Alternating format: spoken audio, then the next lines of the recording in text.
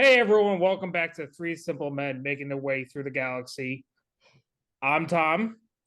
With me is Ryan and Mike.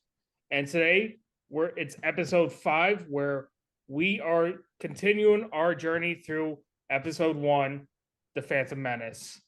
Uh guys, where to begin? Well, just to center everybody, if you're watching along, we left off last episode with our adventurers landing on Tatooine. And for this episode, we watched all the way up until the Jabba the Hutt spit into the gong to start I wrote it down, the Bunta Eve Classic Pod Race. So that's where we are if you're watching along. And like usual, I said it last episode with the movies, and it just so happened that with how the movie starts, that we also broke at a ship scene, and I don't think we really dove too deep into the discussion about this ship. But we have the Nabooian ship. I want to say it's a J Type 327 Nubian that lands on Tatooine due to a faulty hyperdrive, and they need to replace it, and they got to figure out how to do that. So, I mean, a cool ship, definitely one that doesn't look like anything we've seen. Very, silver, very shiny, Elegant. Well, if we're going with elegance, then I guess I want to say it was the third episode of Tales of the Jedi where we did have the ships from the military ships that they had on that planet were kind of cool. They matched the gun. So we do have some elegance there in the ship too. But we get obviously the ship, we get a new planet that we haven't visited yet, at least chronologically. We are on Tatooine, which is obviously, I think the quintessential Star Wars planet. We will see that many things return to Tatooine, which is funny because it's not even a planet that's part of the Republic. So it's this outer rim planet.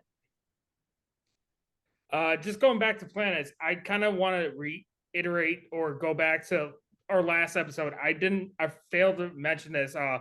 Going back to Naboo, I wanted to point out was like we finally saw a planet that had a two different type of ecosystem societies that we never really seen, because we had the underwater Gungan city and then we had Naboo, the capital. So it's like it was a planet that had two different societies in a sense. It's true, yeah, we haven't seen that. I mean, as far as we know from the Tales of the Jedi, the cities they were on were the planet, and we're not sure. I mean, there could have been other ones, but you're right, that was the first introduction. And then, going into this, we know obviously Tatooine is very similar all around it. Obviously, you have different groups of people inhabiting it also, but all for the most part on land, as far as we know. And we're also on a desert, unlike Naboo, with it being like under swamps. You got the city itself, so a different environment. And like you said, Ryan, definitely a throwback to all things lead up to Tatooine. Yeah. So we do get the Naboo ship. We'll jump ahead a little bit. Well, obviously we get a lot of speeders, which we know is a common ship used on Tatooine to navigate the desert land. We also get Maul's ship that appears, jumping ahead a bit, but Darth Maul does land on Tatooine soon after. We do get his ship, and I'm skipping a bit, not going in order. Yeah. But I wanted to hit the ships, and I wanted to jump down to the droids before we go into the other stuff. Yeah. We get again a little out of order, but we do get these probe droids that end up going out. I was about to say that. Like I think that's the first time we've ever, in chronologically order, saw a probe droid. Yeah, and obviously different than the ones we see later on, but kind of cool. And then to bring back to where we are in the beginning of this part, when our crew finally leaves the ship and they decide to go into town, we have Qui-Gon, Jar Jar, R2D2, and of course at this point Padme gets per the request of Captain Panaka, says that the Queen wants her to go along, so she joins too. And one of our first shots of them actually entering, is it Mos Eisley? Mos Espa. Mos Espa, thank you. Thank you, Mike. We do see another protocol droid. And I don't know if you caught this, but this protocol droid is walking with a limp I noticed that. quite aggressively. Wait, So- I might have missed that one. So please, It's an establishing shot, so there's a lot going on. You get a lot of the city. There's a lot of different. We also get a banta, a first shot of a banta. yes. When we come in, we get a bunch of other different species. But the The one thing I doodah. noticed this time during this watch was yet another protocol droid, because now I'm kind of looking out for droids a little bit. And this one is a little more rugged. It's it literally is walking with a limp, like very noticeably, obviously done purposefully. But it was kind of interesting how it stood out. And then, talking about droids and talking about protocol droids, we eventually meet another fun droid this episode, which we won't get to yet. But we get introduced to new species. We get Watto, who is I told you. Todarian, Yep. and we get Anakin, and we also get a new language. We get Huttese spoken too. But like you said, you're jumping ahead before, because we also get, like, I want to go back a little bit, because once the gang pretty much goes to Mos Espa, I am thinking of more of what Qui-Gon goes to Jar Jar Binks and goes, it's like, don't make any distractions or things like that, because they're trying to keep low, and he feels like he could be a potential problem in a sense. And then later forward, we go into it, we see Sebulba, who's a dud, who Jar Jar ends up accidentally starting a confrontation with him. So that's when Anakin gets introduced. Well, actually, they let's- meet let's- each other. let's- No, they meet each other first at Watto's shop. Let's back up, That's- because yes. to your point, Qui-Gon made it very clear to Jar Jar, don't touch anything. And what does Jar Jar do? He activates the pit droid, and that's how you kind of get that introduction to Anakin, in addition to his conversation with Padme with the icebreaker, "Are you an angel?"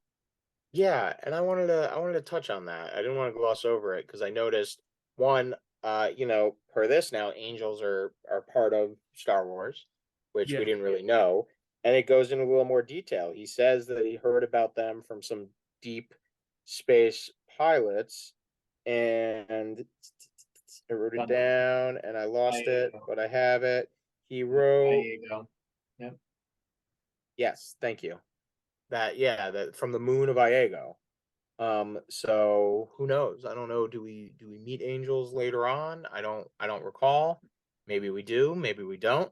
But that was kind of interesting that they brought that in as part of the the lore, that there's this kind of rumor of angels that obviously aren't the religious version that we might know, but a different form of a space angel, basically.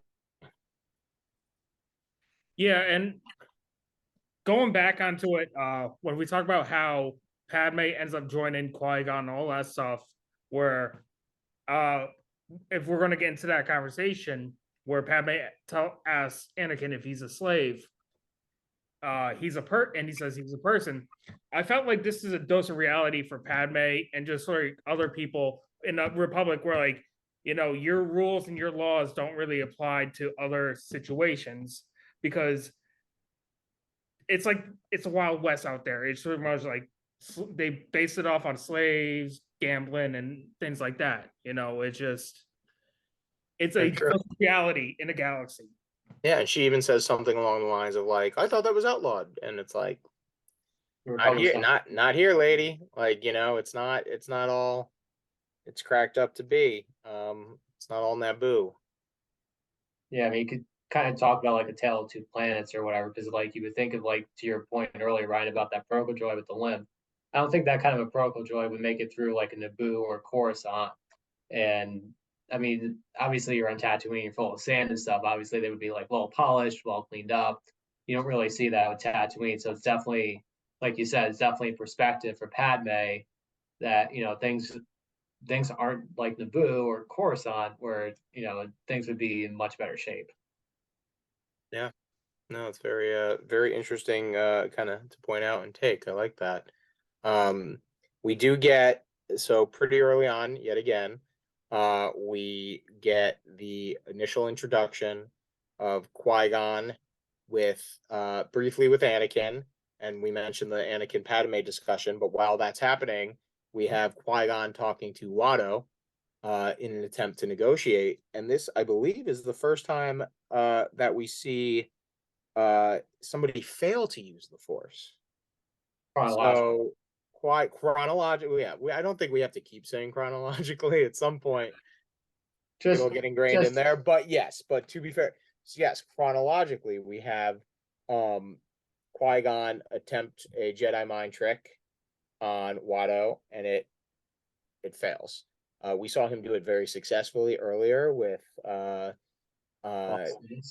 Ness, but we don't get the same. He doesn't have success this time. It's a fail, and I mean, and you're right. Chronologically, I mean, we had even baby Ahsoka successfully used the Force on the saber-toothed tiger creature, but we see that it's not foolproof. That's actually interesting that you brought that up, because I think it's a line that he said while they're going to Tatooine or something like that. It's talking about greed. I thought I did write it down. Yeah. That was going to be my quote later. But then we'll just let's table it. But I definitely want to bring that up, and we can have that discussion later, because I think it is going to go full circle with the entire episode conversation. And by the way, I wrote it down. It was a T14 hyperdrive that they needed. Yes. Yeah. But so then we go ahead, Mike. Sorry, were you saying something? No, I was just gonna say it was the T14 hyperdrive generator. Yep. So we go from we do get a little brief interlude of an attempted trap with the recording message and saying not to respond. I don't know if Yo, I'm sorry, we're all on the same page, because that was going to be my hot take, because I wrote something down about that. Okay. All right. So I don't want to go into it too much. We'll definitely touch back on it again, but just for chronological, we'll circle back to that too. But if we move on, then we get the my bones are aching, Annie. Sandstorm's coming. Anakin gets a glance, we assume, of the lightsaber, and we head to his humble abode, and we meet his mother. And we get another Force moment, or I should say Jedi moment, which I find hilarious. But Qui-Gon mentions is having the conversation at the table, and right when he says, "You're a pod racer, you must have amazing reflexes, or Jedi-like reflexes." Yeah. And then as soon as he says it, he catches Jar Jar's tongue. And it's just like, does he not want to be discovered, or does he want to be discovered? Because that's basically like, bragging that you're a Jedi at that point. Like, oh, you must have Jedi-like reflexes, as I flex my Jedi-like reflexes. So I found that very funny. That's very funny indeed. That's true. And then we get the kind of sad, and the more you hear it, the more it kind of resonates, moment between Qui-Gon and Anakin about the lightsaber, and how do you know I didn't kill a Jedi and take it from him? And the spoiler alert, foreshadowing of Jedi, no one can kill a Jedi, and I wish that was true, which the more I watch that, the more it's almost heartbreaking. Listen, if you really haven't seen much of Star Wars and you're new to this channel, we're not going to spoil anything. But if you know, it's you feel it every time he says that. So yes, you will find out in the future that Jedi can die. We won't tell you which ones, but again, if you've watched, we pretty much, this can't really be a spoiler-free zone, but hopefully, you watched a little more than just the individual part and then come out of these episodes. But that being said, another great moment. Then we move on to a discussion about midichlorians. First mention. Actually, let's back up a little bit, because like I think just going back to what we were talking about earlier, we kind of get more about that discussion about like slaves, the transmitters, and just the difference between Republic. But then also let's go back a little bit more. We get our introduction to another OG from the OT, which is none other than C-3PO. Oh my gosh, I'm sorry. Yes, I skipped right over that. And not just C-3PO, but a naked C-3PO, according to R2-D2. His parts are in fact showing.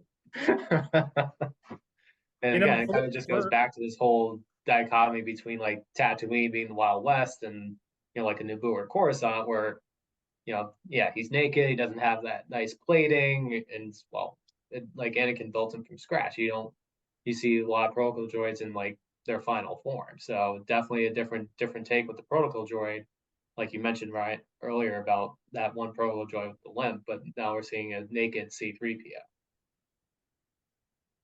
Yeah, that's a do-it-yourself project for Anakin too, which is interesting. I'm just picturing, like, for us as OG fans, imagine that conversation just like later on down the road for those two. Like, I'll save that joke for us off air. But anyways, no, Mike, I completely agree with everything that you just said. I guess I kind of want to get into the part of my hot take, and then we're going to talk about the transmission. Okay. So, so when they receive, like, as things were going on with Qui-Gon trying to access the part with Anakin, Obi-Wan and them, they receive a message. They're like, the people are starving, the people are dying. And my hot take was going to be, this message wasn't intended just for them to just understand what's going on. This message was for them to accept it, and that way it's going to be transmitted back to whoever sent it, and then they can pinpoint where they are. And then I guess we're kind of fast forwarding to it later with the scene with Darth Sidious and Darth Maul, where it kind of proved it to be true, where it's like Darth Maul goes, if the trace is correct, Master, Tatooine is vastly populated. If the trace is correct, I have no problem finding them. So that was my whole hot take, was that message, the minute you opened it up, they found you. Yeah, so I mean, well, with that, they like, I believe Obi-Wan and Qui-Gon have a discussion where he even says, seems like they're just trying to start communication so they can trace us. Don't respond. And then they agree, and you get another scene of don't respond, send nothing in return. And we don't see anyone send something in return. It looks like they did what they were told, but at the same time, they still get traced. Right. Yeah, because maybe they were like, oh, what if it is true and we're running out of time? Like, maybe they went against Obi-Wan and Qui-Gon, because like even like Captain see Panaka, that.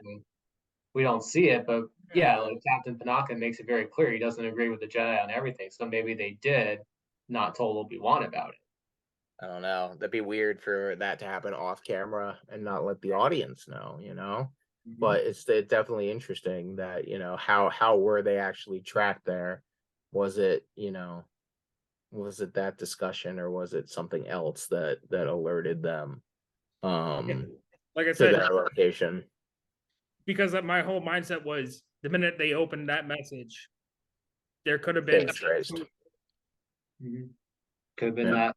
Could have been like with our modern emails. You say sometimes we'll have like a confirmation that it was sent or it was acknowledged. So maybe there was that hollow projection. Maybe there's like that receipt. Like they It's, got yeah, like a phishing scam. It's like that commercial. Oh, you almost had it. it. So let's go into, I guess, a little more with the plot.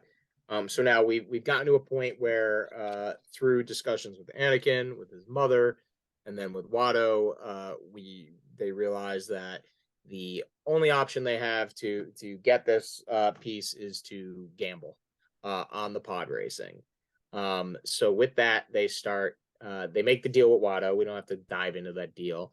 But we do have them working on the pod racer, and we get some other characters. One, we get our first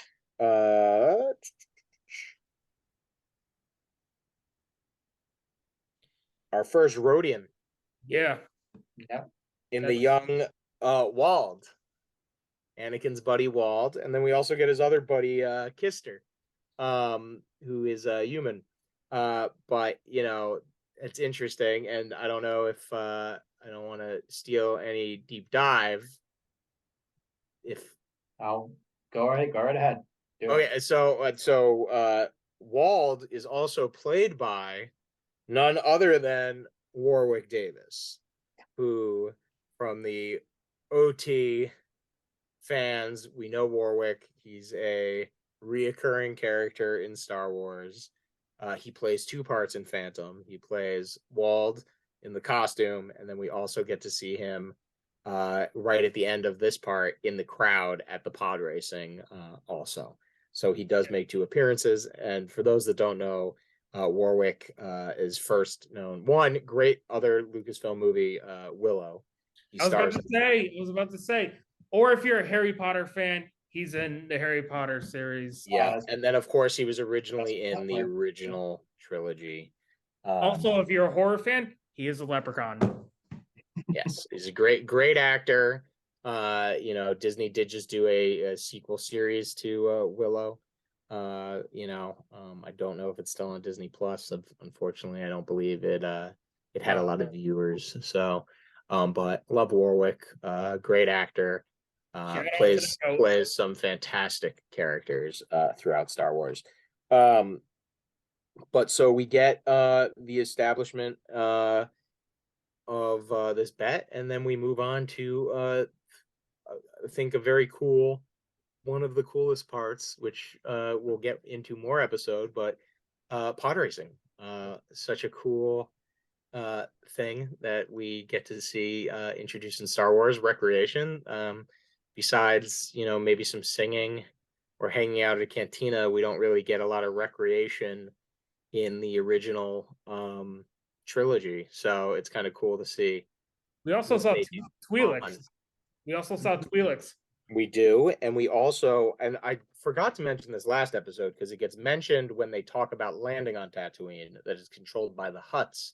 But we do get our first mention of the Hutts. Everybody on Tatooine is either speaking Huttese or Basic, which is English to us. But we also get another OG character introduced right at the end, too, standing next to each other. We get Jabba the Hutt, and we also get his buddy, Mike. Bib Fortuna. There's also a second Hutt. I don't know if that's his wife or a sister situation. I'm not really sure. We don't get much detail. Gardula, maybe, just like from reading like behind the scenes stuff.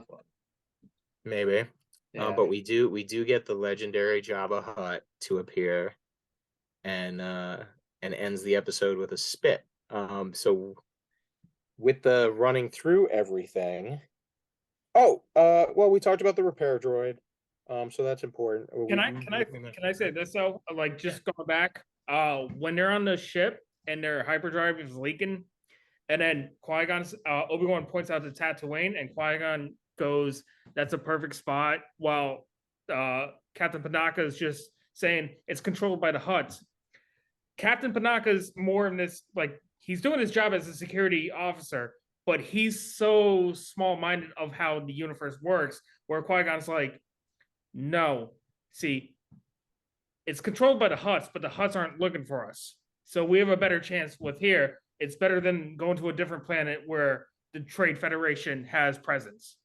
So it gives you a difference of Yeah. how Perspective, yeah. respect. Yeah, thank you. Yes. So I realize we kind of breezed through everything, and I want to go back on the 2 points that we breezed over. But we get Qui-Gon and Obi-Wan speaking of midichlorians, and it's the first mention of midichlorians in Star Wars, period, both chronologically and release. So what do we think of a midichlorian count over 20,000, higher than any known Jedi, including Master Yoda? Definitely foreshadowing big things to come. Absolutely. This is I think this is where Qui-Gon it begins to start with the whole Qui-Gon, and what I take on him is he's not just a user of the Force. He believes that the Force leads you to things. And I think with something like this, it's gonna just transcend to everything that's about to happen when we go forward next episode to next episode. Because but yeah, 20,000 over Master Yoda. It's unreal. Well, and with that realization, we then go to a later scene right before the pod race starts, where they meet in the hangar, where all the pod racing or racers are getting ready, and Qui-Gon makes another bet with Watto, and it is to get either Anakin, or he wants both, but Watto says you can either have Anakin or you can have his mother. We're going to roll a chance cube. And this is where we get Qui-Gon, a little dirty Qui-Gon. He cheats. Qui-Gon uses the Force. No. Now for me watching it, I always had a feeling that since Watto pulled out the cube, that it was weighted dice. I think Watto knew that it was going to come up red. Yeah. I want to say, Mm-hmm. but Qui-Gon used the Force. So in my head canon, and you don't really know, but in my head canon, Watto was cheating anyway, so it justified that Qui-Gon cheated, and that's why Watto was so shocked and upset, because he thought he knew how it was going to turn out, because he had a cheated die, or a weighted die. But regardless or irregardless, we have we got a little Force being used to cheat. Yeah, but at the same time, it's like I think Qui-Gon is like the way he is presented from what we've seen from Tales of the Jedi until what we see now. He's well aware of his surroundings, so he's probably knowing that this is a gambler. This is a guy who's going to cheat just to make a quick buck easily and scam people. So if he's going to cheat as well, he's going to do it, but it's for pretty much for the greater good, like of trying to save Anakin, but still, this dude is just rolling in a big bet. And I mean, it's just interesting with because when Qui-Gon has one of his few conversations, which to me, he's just like, well, I didn't come here to free slaves, but then he realizes, like you said, the Force is pointing him in this direction, into Anakin, realizing the midichlorian count. Yeah, now he's changing it up where, I need to free both of them. And yeah, I think, you just can't trust a Toydarian. And that, whether he used the Force or not, he had to do more than what he did more than what he intended. Why can't you trust a Toydarian, Mike? Well, I mean, you're on Tatooine. Seemed a little like you got a little like beef with the Toydarians there. I'm just You saying. can never trust a Toydarian. Well, particularly with Watto. I mean, obviously he was immune to the mind trick, but then obviously, at first, then he was like, oh yeah, we'll do 50-50. Then it's like, well, I'm gonna root for Sebulba, and just like, well, where's this whole, let's get behind Anakin sort of a thing. I mean, yeah, I mean, kind of hard to trust. I mean, for Qui-Gon, it's hard to trust why. Now, I did notice, and I wasn't going to bring this up, but and I want to do it carefully. There were a couple scenes throughout this portion of the film where shared between Padme and Qui-Gon, where it's twice, where basically Qui-Gon more or less, and I'm paraphrasing, but both times pretty much says, "What the Queen don't know won't hurt her." And it's kind of like a little wink, wink, nod, nod. Do we think Qui-Gon knows a little more than he's letting on? Or do we think, or alternatively, do we think Qui-Gon's got a little, like, kind of, a little, Cockiness? it's a little, like, it doesn't really mesh with the quote from a few episodes ago of Tales of the Jedi, the, your ability to follow the rules. Hold on, I think I still have it written down. I think he's more of a guy who's just like seeing her, whether as a servant through on a nice planet like Naboo. Like, this is a dose of reality for you. Like, you can be in this nice area, you can be all high and mighty and stuff like that, working with the Queen in a nice palace, but the galaxy's not like that. Mm-hmm. We get my friend, your devotion to the rules is sometimes inspired. Oh wait, no, I'm sorry, that's about Mace Windu. That's not about Qui-Gon. So we don't know if Qui-Gon really is a rule follower. It seems like he kind of isn't at this point. But you did say he is earlier, Tom. You said that he's very aware of his surroundings and stuff. So yeah, I mean he's definitely got a little bit of, I'd say maybe his master in him, a little bit of Dooku with the deviation from the rules. I mean, technically, if we're talking chain of command, you got a queen who you're trying to save, and she, shouldn't you be running things by her? Is she really the one in charge? Is she not? Do they right now, are they still only responsible of reporting to the Supreme Chancellor, which circumvents it's I don't know, it's a little foggy, a little interesting.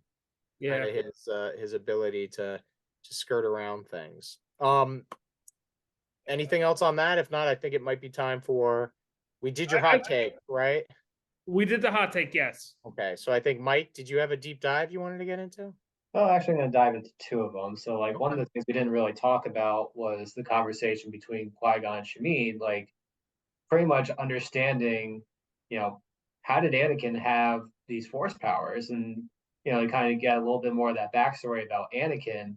But then also one of the things that caught my attention during dinner was, and I hate to take a quote from you, Ryan, but Anakin says to his mom, "Mom, the biggest problem in the universe is that nobody's helping each other." So, like, she's kind of instilling some of these Jedi traditions onto Anakin, even though she may not know exactly what a Jedi is. So you kind of see a little bit of that, kind of like what happened with Ahsoka in Tales of the Jedi several weeks back. So you kind of have a little bit of like that Jedi teaching at such a young age, and also just going back to the whole Coruscant thing. If Tatooine was in the Republic, they would have identified him sooner. So again, like it's again, you're going to see some parallels between Anakin and Ahsoka. They both were found in non-traditional ways, being outside the Republic or whatever, not going through the normal way, being identified at an earlier age. So that was one. And then number two for me was actually during the pod race. So one of the things that we keep seeing with Star Wars is that sometimes it gets re-edited. And one of the things I caught was that they extended the pod race introduction a lot from what was originally released back in 1999, because they were introducing more of the different pod racers. They kind of did like an abbreviated thing where it's like Sebulba, maybe one or two others in Anakin, but they kind of brought out more with it. So there was definitely like an extended thing. So I think we're seeing like a different version of the Phantom Menace compared to what we originally saw back in 1999, as whether George Lucas re-releases it or it goes back and just like I want to edit this, and this. So we definitely saw an edited version. So that was another take that I had from watching that intro scene before we got to Jabba the Hutt spinning the start of the pod race. Very good deep dives. With that, I think my quote's perfect to kind of wrap things up, which is the quote that I believe Tom was hinting towards. But we do get Qui-Gon to say, greed can be a powerful ally. And that, you know, again, we picked a part of the movie like basically based on time, but what a good kind of bookend. And I mean, you know, we'll get more of it in the next one, but this entire portion of kind of this movie, or this part we went through today, really is all driven by greed. I mean, it's, you get Watto, who, you know, obviously greedy, certainly doesn't want to help people, doesn't believe what Anakin and Shmi believe with the, why don't people help each other? He just wants, he wants to make a buck, and they learn that gambling is the best way to get the advantage, and they use their greed, the greed as the ally. So, any thoughts on that quote? No, it's 100% spot on, because what we're seeing is pretty much we're seeing politics, greed, get involved with everything where people actually aren't interested in helping others. It's all about personal gain, personal fortune, and it's just crazy. It's not. I guess it's pretty much like we're seeing from what we watched so far. You can understand where all the movies we've seen are pretty much leading up to, and it's like this is just the beginning. This is what's keeping the starting the wheels turning towards where things are going to end up leading up, which we know. Absolutely. I'd say that the greed, Qui-Gon realizes he can use enemies, we'll call them, greed against them to benefit himself. And I would say Sidious is doing the same thing. He's using the Trade Federation greed for his own motives and stuff. And right in the beginning, back to the opening crawl of the entire movie, they refer to as the greedy Trade Federation. So it's definitely greed is a big part of definitely this movie. I mean, definitely like what we talked about earlier with Tatooine being the Wild West. I mean, that's kind of the way you have to do business versus doing the traditional negotiation. Going out to Naboo and trying to settle this trade dispute. But yeah, no, greed is a powerful ally, and it's definitely a theme with this week's episode. And that's all, folks. Thank you for joining us. Mike, hit him. It's a wrap. That's a wrap. Thank you, everyone, for joining Three Simple Men making their way through the galaxy. Hit that like, comment, subscribe, and come back next week for some more Star Wars Episode 1 Phantom Menace content. May the Force be with you, always.